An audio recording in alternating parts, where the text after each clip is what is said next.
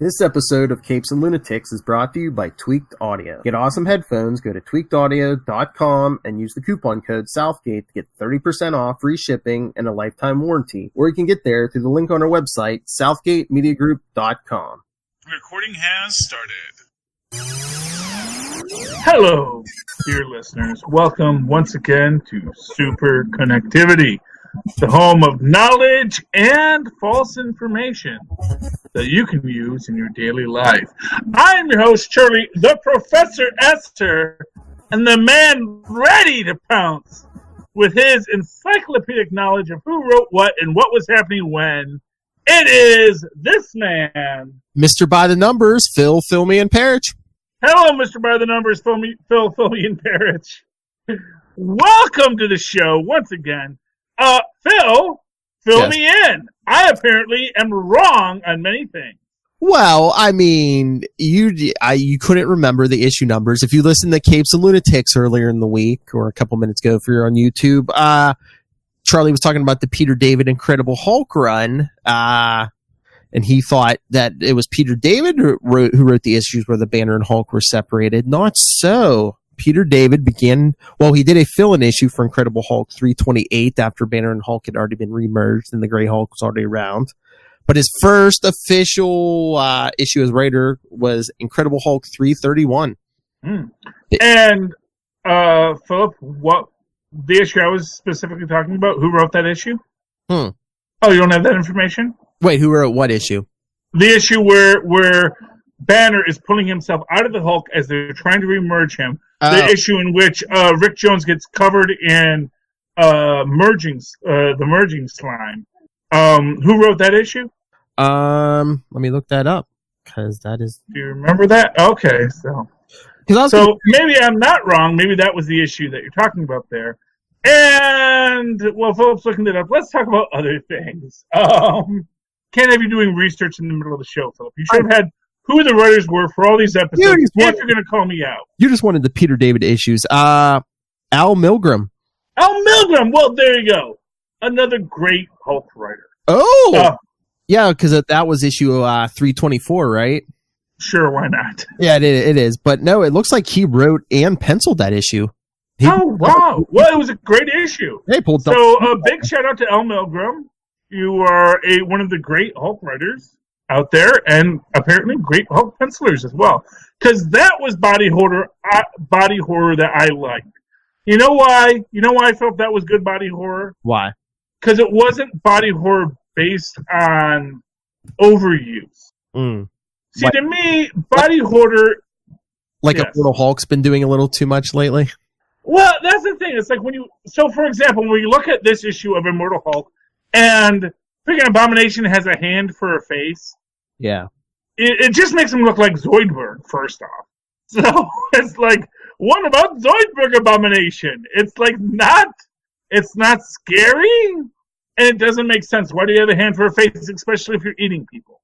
I mean, I guess it's them. It's saying, were they just basically like throwing Abomination in a vat and like just letting it regrow? So it's like, oh, we have no control over how it forms. We'll just, let it regrow on its own and point it at Banner. Yeah.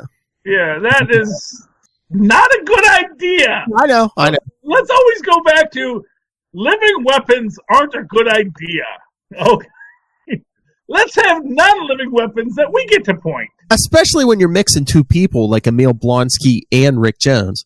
Oh, and who knows? They had Kid Abomination in there, too. Whatever happened to that guy from Superior Iron Man run? Was it? I forget. He showed up somewhere. Where did he show up? Was he on? He was in the Monsters run. Yes, I thought he was on something. Yeah. It was like the Monster Squad. The Howling Commandos. That's what it was called. Mm-hmm. Howling Commandos with Dum Dum Dugan. Yeah. Had Kid Abomination in that, which was good. But still, it's like, I don't know sometimes with Marvel. Sometimes it's like they're evil, shadowy government conspiracies don't think things through. I know. It's like real shadowy government conspiracies should think things through. Although my favorite... Yeah. Oh, sorry. I was going to say my favorite line, though, from Immortal Hulk this week was, when Abomination starts attacking, that lady working at the hotel runs out. She's like, starts praying, "Our Father who art in heaven." And, Hulk's like, "I'm glad one of our fathers is up there." Yeah, well, Hulk, he is a blasphemer. But, if you go around thinking you're the strongest one you are and building freaking gamma bombs, you obviously don't believe in a higher authority to judge you. Well, his father's in hell. Well, yeah, not for nothing. That's got to be a big feeder into freaking Banner's thought process. Mm-hmm. That since all of this stuff went down, he found out, there's a guy named Mephisto who actually squishes your soul for all eternity because the soul is a real concept. And everything I based my life on is kind of a lie. And my sociopathology really is not profitable anymore. If anything else, what we can definitely say about the Hulk is that he's a person who has been a sociopath his entire life, who suddenly found out that, oh my gosh, religion is real.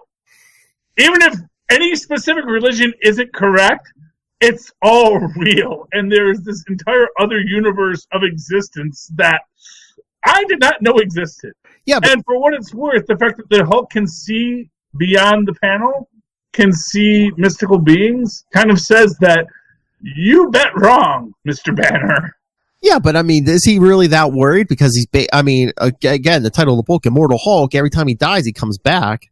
Yeah, for now. You see future versions where he becomes the maestro, and he's like, what, decades old, hundreds of years old. I mean, yeah. Which is not immortal, Philip. No. There was a recent.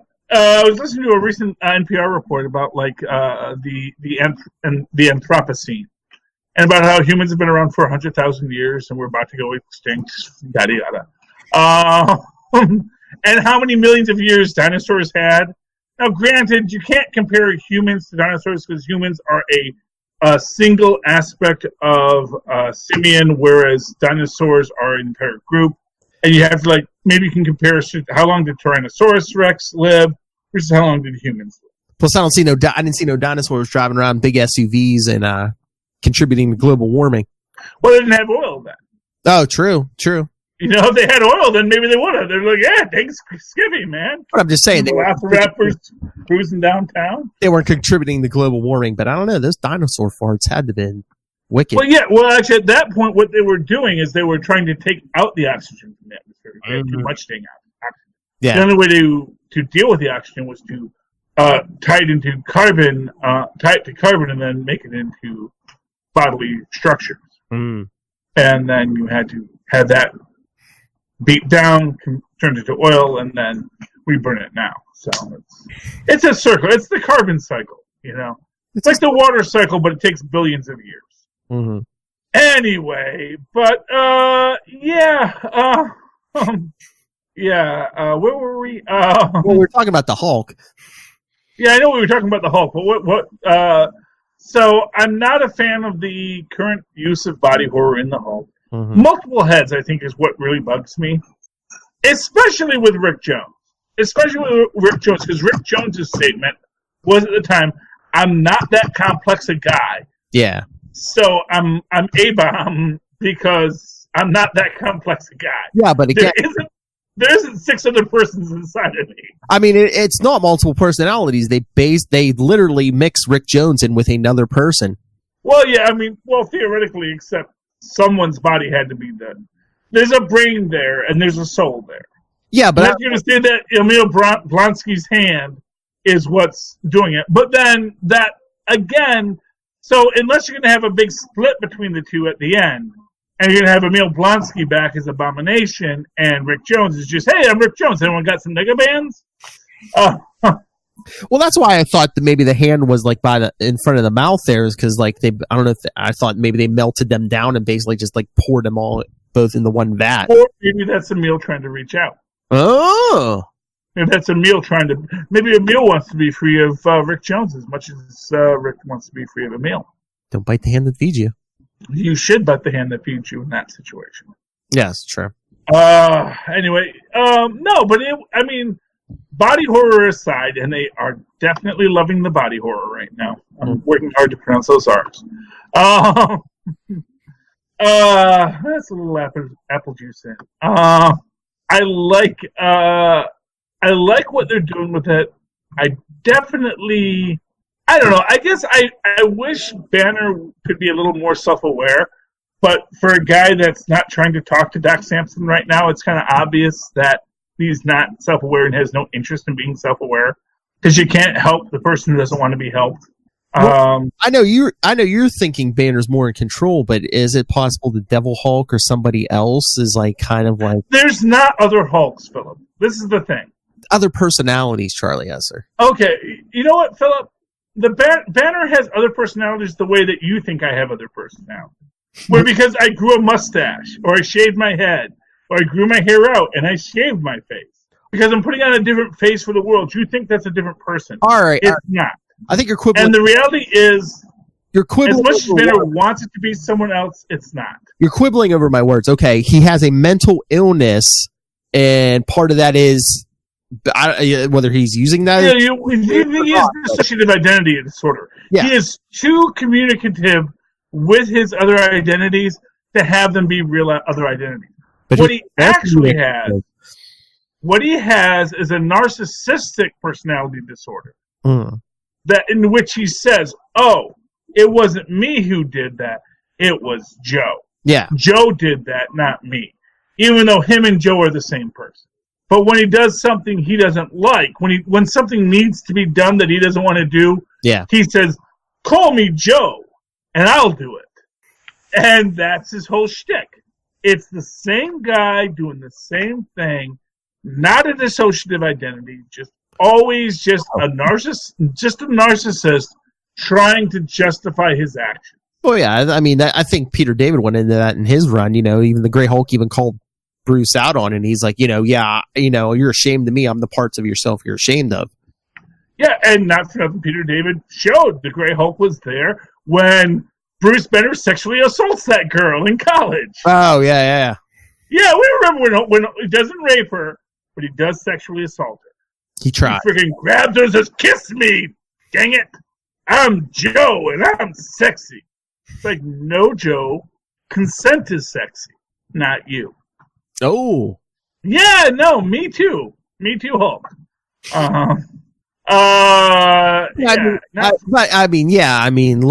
Look at Banner's role model. His father literally killed his mother in front of him too. Yeah, that was an accidental killing, just like he accidentally killed his dad. Yeah.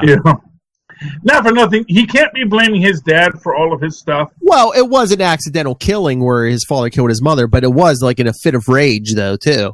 Well, it was an abusive relationship, yes. Yeah. He was raised in an abusive household, yes. But at the same time, the abuse doesn't cause dissociative identity disorder.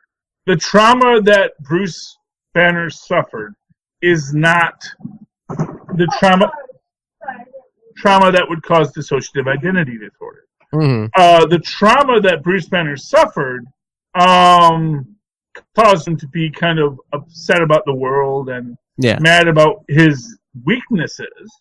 And certainly that comes out when he tries to show his strength by building big bombs to destroy everyone, and fools make them all pay. Basically, the Hulk is green and purple because the Hulk is a villain and uses secondary colors, and he will make you all pay. You fools for not believing him. That is the story of the Incredible Hulk. He's Dr. Doom without the pathos. He should have been drawn by Steve Ditko in his first couple appearances. Steve Ditko loved those green villains: Green Goblin, Scorpion, Vulture. Sandman had a green shirt. Ditko loved those. Of course, because he was a villain. Because it's secondary colors. Secondary colors are villains. Mm-hmm. The only exception is Hawkeye and a few others, because purple is right on the line. Purple is anti-hero. You can be an anti-hero if you're purple. That's why Paladin wears purple. Because he'll work for whoever pays for him. Taskmaster, similarly. Although Taskmaster also wears orange, because he doesn't wear secondary colors except for the orange. He's blue and orange. But the orange says, I'm actually mostly evil, but I've got white and blue here too. If you pay enough, I'll be a good guy. Sure, why not? No. Because he started as S.H.I.E.L.D., and S.H.I.E.L.D. is an offshoot of Hydra. And, Yeah. We all know the story at this point. Yes. It all goes back to the LMDs. Back in Nick Fury vs. Shield, the best graphic novel series. Man, that was when you could get a series. It was hardbound like a graphic novel and had lots of butts in it. It was really good. Whoa. Did you ever read the Nick Fury vs. Shield series? No, I do remember seeing the ad in a bunch of the comics, but yeah, I never read it. It's good. You should pick it up. It's great because they actually draw Nick Fury as like different people. So they have Nick Fury as our man Flint. They have Nick Fury as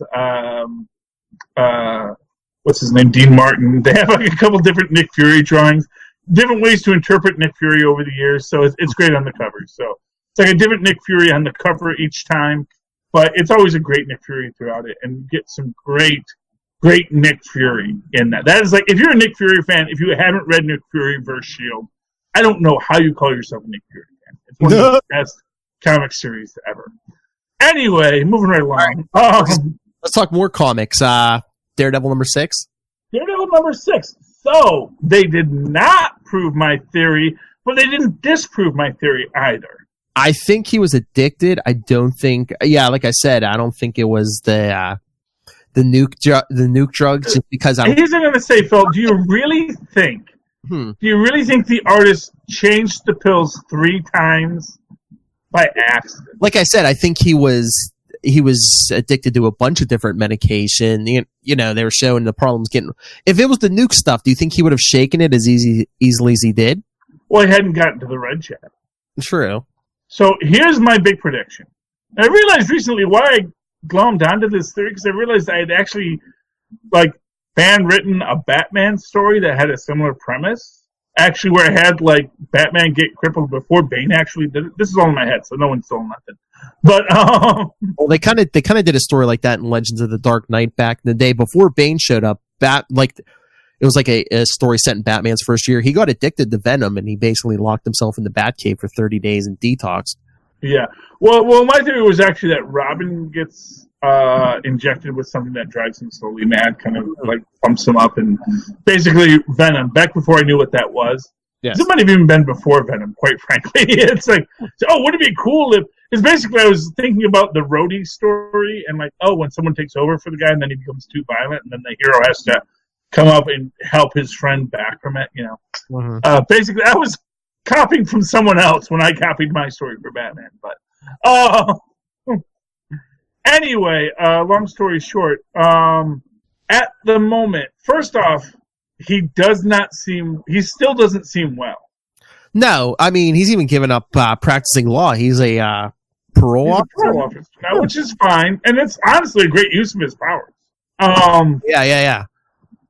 And was like, "Oh, you were mayor once, weren't you?" It's like, well, honestly, which is just honestly the whole fluctuation of Matt. And here's the thing. Here's what I'm gonna say. They made a big point about this woman not being attracted to Matt. Yeah. Well, she was married too. I think. Okay. Yeah, because I think she said something about a husband. She mentioned her. She even mentioned her husband. So she arguably isn't a lesbian. I just think he was kind of looking way less attractive than he thinks he looks in that scene. So again, I get the feeling there's a quality to this story that is being hidden from us. So we're seeing that conversation from Matt's perspective. Mm-hmm.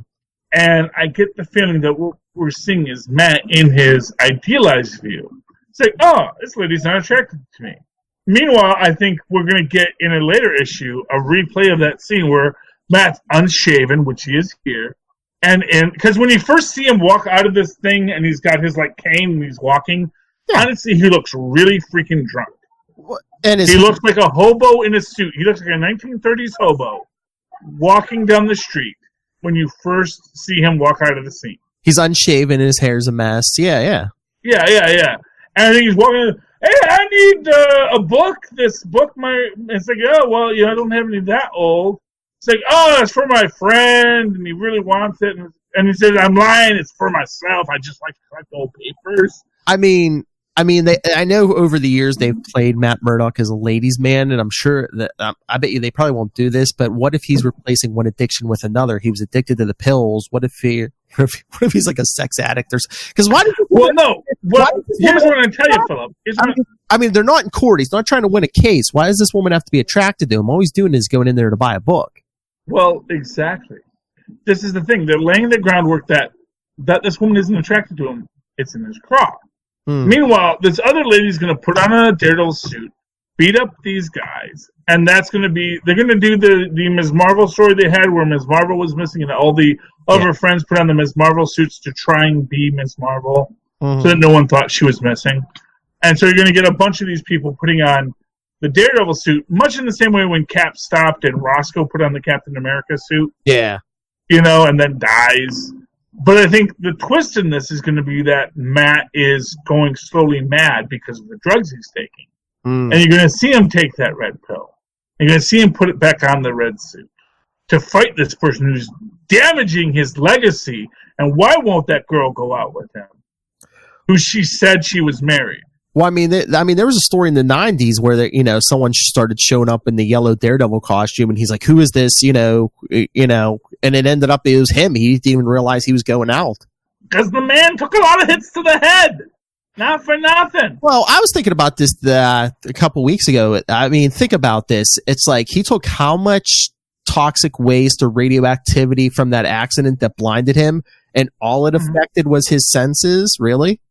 Yeah, well, maybe he's a little off kilter. I mean, basically, and not for nothing, it affected all his senses. Most of them focused in his head, and you're telling me it didn't. The only effect it had on his brain was just to his senses. Yeah, I mean, and for what it's worth, when he's talking about how all these other things in the room are bothering him, but this woman's sense cutting through it all. Yeah, it's like he's clearly romanticizing this moment with this woman, which is a common sexual predators kind of view of it. Well, no, even after Karen Page died, Black Widow even told him, she goes, "You need to re-examine, your relationship with all things female." Because well, of course, because you act stupid around women all the time. Yes, well, Black Widow would know. Yeah, oh yeah, she gets it a lot. Well, they dated back, they were together for a little bit. So. Yeah, I know, I remember those issues. I know. Well, no, but the fact of the matter, not for nothing, Black Widow existed in a time where, first off, she started as a honeypot back in the 60s. Who's the Russian? And, so she's used to this. It's like, dude, look, if someone wasn't trying to get compromise on you, I just want you to know you're really awkward about it. Oh, yeah. It's like, look, I'm cool with it because, dude, I do this 6 days a week. So... I can work through it and I can actually see what's good in you. Just so you know, everybody else thinks you're a real lecher. And I think that's what he's showing here. And what we're seeing is this is my point, is I think, and I wouldn't be surprised if we don't go back and look at all of these sex scenes that we've had with Matt the last couple issues, and then see them from another perspective. And I wouldn't be surprised if they're going to say, you know what, Matt Murdock isn't the best guy. Yeah.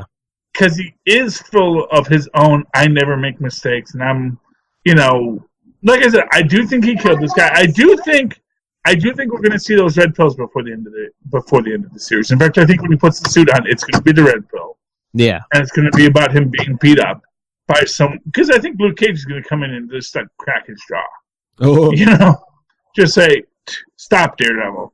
Okay, you're cute, but you're not Iron Fist." Let's be clear here. He's not Iron Fist. He's not Luke Cage. He ain't Jessica Jones. Yeah. His great knowledge of things only goes so far compared to people who could really cause him trouble. One of the things I really liked in this was the Wesley and Kingpin dynamic. Oh, yeah. Kingpin's good. Not for nothing.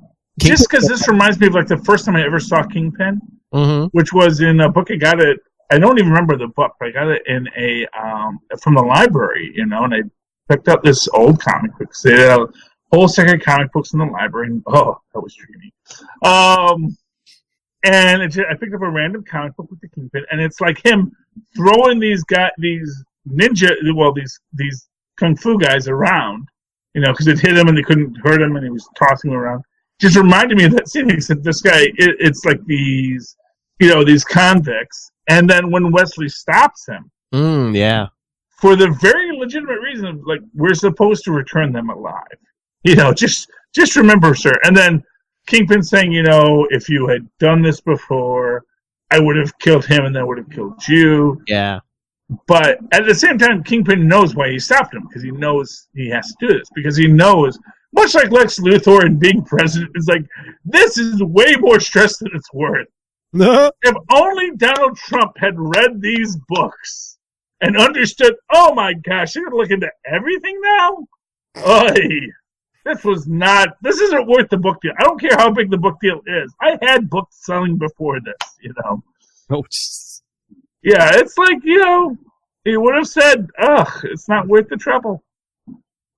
Anyway, but do you want to move on to another book? I know your pick of the week? Thor 13. Well, my pick of the week was Stranger Things, but my Marvel pick of the week was Thor. That was amazing. In one issue, they do an entire Loki heel turn. And they do it based on just basic Joseph Campbell heroic myth storyline. Mm-hmm. Which is that the cruel or the hired gun kind of character, the Han Solo character, basically says, look, I may be a jerk, but I'm not a melon farming jerk. Yeah. Where he basically comes and says, you know what? I'm not going to do this. I'm the worst guy in all of Asgard, and you're bugging me. And I'm going to let these kids go. And then the kids are like, hail Cole, because you guys are jerks, but you're melon farming jerks. Cole was just a jerk, and as Dark Elves, we can get behind a jerk. So yeah, we got those really old flashbacks to like Odin's childhood with Cole. Oh yeah, but I love in that the Loki Thor dynamic. Yes, and just the idea of that in that dynamic, Loki, who is the older sibling, I believe, but also that he's also physically stronger. Mm-hmm. I don't believe so. I believe Loki is older. Because Loki is the child of Freya and... Yeah, he's not Odin's actual blood yeah, child. I believe when he adopted... Yeah, because Thor is the child of Gaia and Odin. And I think Freya... My honest opinion is that Odin had his thing with Gaia after Freya had her thing with Laufey. Maybe, yeah. And not for nothing, I believe it was consensual. Yeah. Yeah, Laffy Taffy. Not quite the same concept, but, to me, I believe it was consensual. I mean, I think it was, people in war and it's different for gods and yada, yada, yada. But I actually believe that when Laffy came, she was like, you know what? Budget, yeah. Let's see what you got. Unless that's a big reveal we're going to get at the end of War of the Realms. Well, if they ever actually steal one of my theories, I will be so honored. No, I promise you right now, Marvel, there will be no lawsuit. If you take this, I'm going to say, we just came up with it at the same time. Great minds think alike. But they have been leading up to it in everything that because I think every other writer who looks at every way that they've written this, like, it really seems like that's her son, Yeah. And he is smaller than all the other Frost Giants. And Freya was captured by Laufey. And they were together. And now the real question is was it consensual? Was it not? Yeah, exactly. I think it was consensual, just because I don't think Laufey could take Freya. I think that she is as much a BA that if you tried to, that would be the last time you ever did anything. But would that? Yeah, but would it explain some of it? Like, maybe maybe there's a little resentment on everyone's part toward Loki because he was a product of rape, perhaps. Well, except Freya doesn't seem to have that resentment. No. But maybe like on Odin's part, maybe or. Well, except it doesn't matter if it's because of rape or because it's... In fact, I think you get more resentment because it's the product of something that wasn't rape. Yeah. I think the fact that Odin is like, man, Yeah. Odin got cuckolded. Yeah. And to me, it's like Odin is raising the kid, but every time he's doing it, he's wearing the horns of the cuckold. And have you looked at, to quote Cole, have you looked at his headdress? It's like, it's all there, man. It's all there. But in this case, we get this, but like I said, it goes to very basic Joseph Campbellian hero's journey kind of storytelling. Yes. Where it really is about the guy who is really the worst of the worst, but finding someone who is even worse than him. When you think about, there's a great film called Battle Beyond the Stars, where, and I forget the actor's name, but it's not John Voight. I don't think it's John Voight. Might have been John Voight. But he was the guy in the last season of the A-Team who's the CIA guy. Oh, is that, was it Robert Vaughn? Robert Vaughn, that's who it was, Robert Vaughn. And he's like the universe's greatest assassin. He's got like billions of dollars, but he can't spend it anywhere because he's stuck on this last planet where he's killed everyone else on the planet because he's just that good. But it's like it's an empty life for him, and they offer him this opportunity to come fight for them, And they say, we can't offer you money, but we can offer you a safe place and a warm meal. Says, you know what? That is actually the most valuable thing to me right now. Because, sure, I can kill all these people for you. But I want a full meal. I want a meal and a place to stay where I'm not constantly hunted, where I know I'm safe. And that's what they offer him. And then he dies in the battle. So it's but it's a very touching scene. Spoilers. They bury him with a full meal. So you think is this going to be the redemption of Cole, but he's going to die? Well, this was the redemption of Cole. He's dead now. Yeah. Well, he ain't coming back from it. Well, again, not for a while. It's different with gods, Charlie S. I believe someone told I know it's different for gods. He'll come back eventually. All the freaking Greek gods are coming back. But sometimes they give it an issue or two. It's like Ares. Ares came back, but, it took a couple issues. Yeah. As a notable fact, he wasn't one of the Olympians who got killed when freaking, whatever her name was, when killed all the gods. Or Snickers, as Tristan says. He wasn't with them, so he doesn't get the blue, veiny, I am the cosmic Olympian. Look, he's like, I'm just an Olympian dude. I got another series to be in, guys. I can't be in this one, so you do you, Zeus. I got someone else to kill. Nice. But do you want to talk Cloak and Dagger season finale? Oh, that was good. I like how it ends. I wonder if they've defeated Despair. And they don't really call out Despair as being Despair, but man, they got really close. Yeah. And it strikes me that, what's his name? Andre, his last name it's like a Dasan name, Yeah, it was really close to Despair, yeah. Yeah, it's like Andre Desperino, it was something like that. That's why I was I love him playing the trumpet as a little, that's his foci for his power. That was cool. Honestly, to everything in it, it's a really good episode. Mm-hmm. I love how, when we started, they're facing their demons, and then Cloak and Dagger like, why don't we just switch demons? Yeah. But then, and then Despair's like, you can't do that. That's not the rules. And it's like, heck with the rules. Yeah, but it's like, and they keep, no one can defeat your demons but you. I think that was the point. Well, but more to it, you can't defeat your demons without the help of your friends. True. And without that throughout it all, because they switched demons, because they gave each other the help and the friendship and the camaraderie, that's how they beat their demons. Yeah. But, so even though, yes, certainly you can only defeat your demons yourself. It's reminding yourself that, Tyrone has my back and Tandy has my back. Yes. That's what gets you to defeat your demons. Then they're on the bus and they're ready to go to the big city to meet Luke Cage next season. It's coming, man. I mean, I don't know what Marvel is doing in the MCU. Yeah. But it's important to remember, everything that's happening right now is between the snap and the 5 years later. So they're going and they're going to face the people who they're going to face, and they're going to see what they're going to see. And for what it's worth, next season they can all talk about the snap. Oh yeah. So when Cloak and Dagger comes back, they can say, "Yeah, the snap happened." I still say we're going to get mentioned the snap before the end of Agents of S.H.I.E.L.D. But they're going to do a time jump then. Well, no, they don't. But yeah. No, they don't, because they already did time. They did a 1 year time jump. Yeah. And not for nothing, it's entirely possible for the majority of humanity. Not everyone is in. Not for nothing, there were 5 people in Cap's group. Yeah. So as far as people not dealing with the snap, I think the vast majority of people actually kind of moved on. Yeah.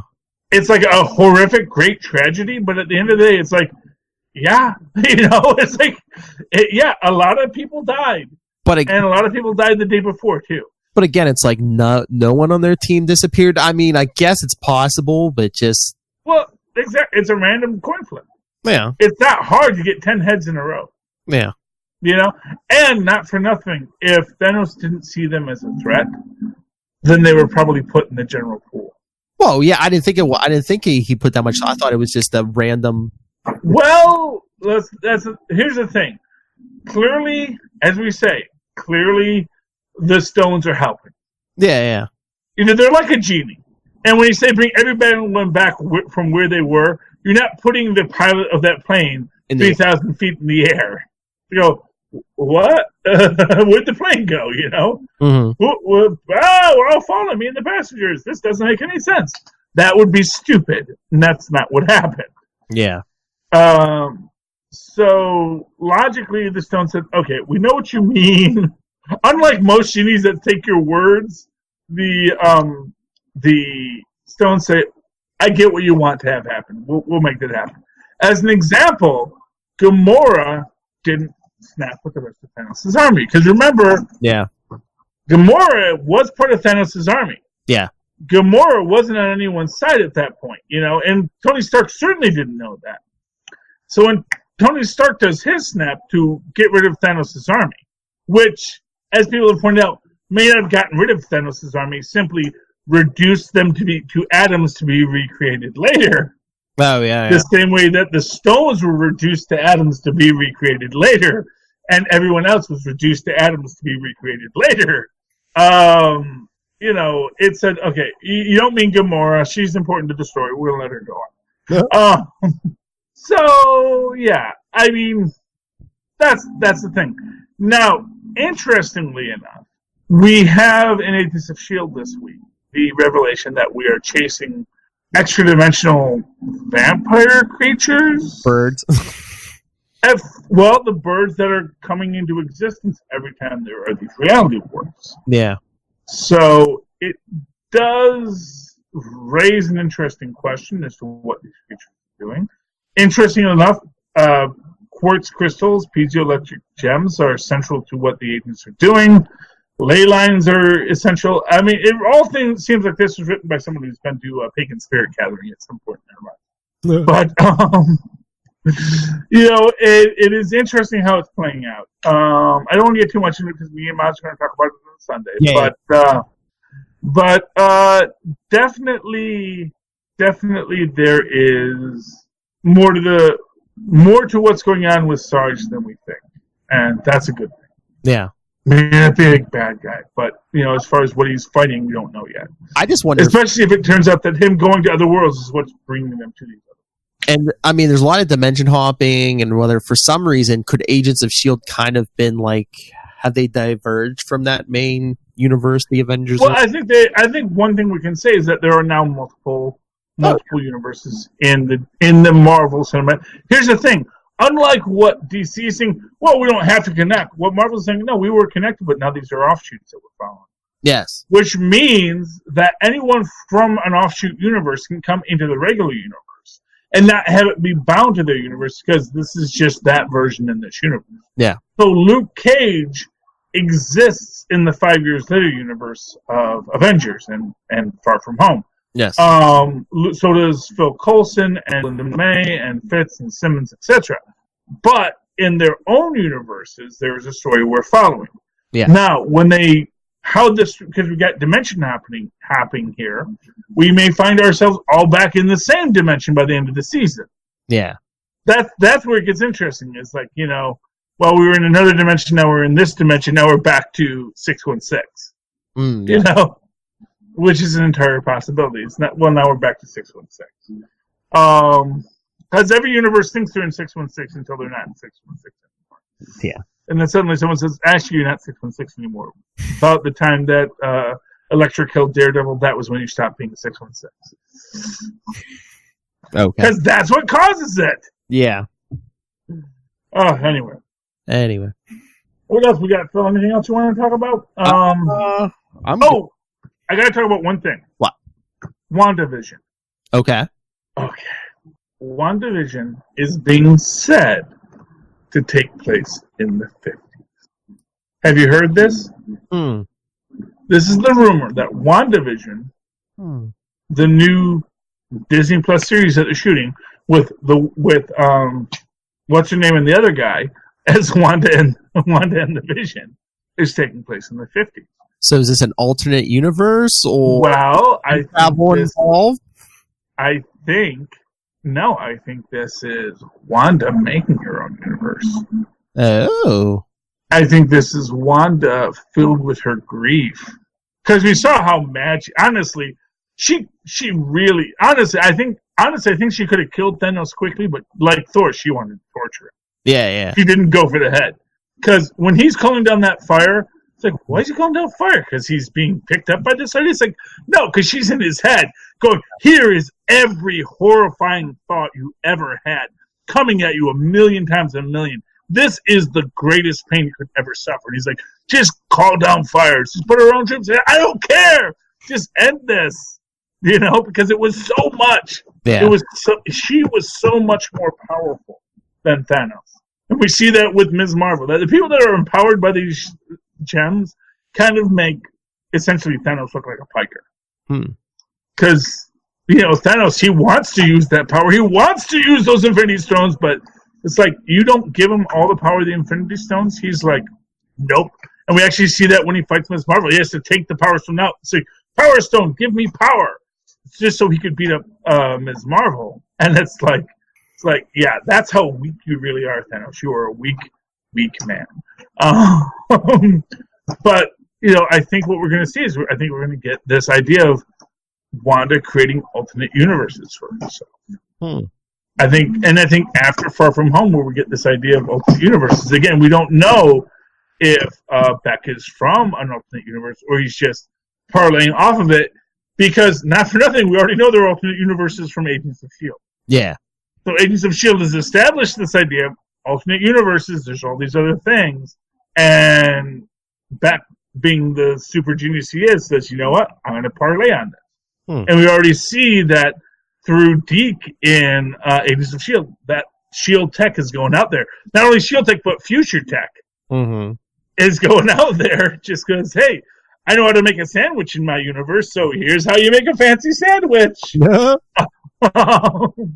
That's a callback. To Hitchhiker's Guide. But, in this structure, you can have this. This is why I say I think that there's more communication than people think. And I think what we see in Agents of S.H.I.E.L.D. is informing what we're going to be seeing going forward, which is why I think Kang is coming. Because not for nothing, Cap screwing up the timeline is just Kang saying, you know what, stop it. Especially when we get to this idea that there really are paradoxes if you're in the future. That if you're in the future, when the timeline gets changed, things actually do affect you. Oh, yeah, maybe Kang's the only one aware the time keeps changing, yeah. Yeah, well, because that's the idea.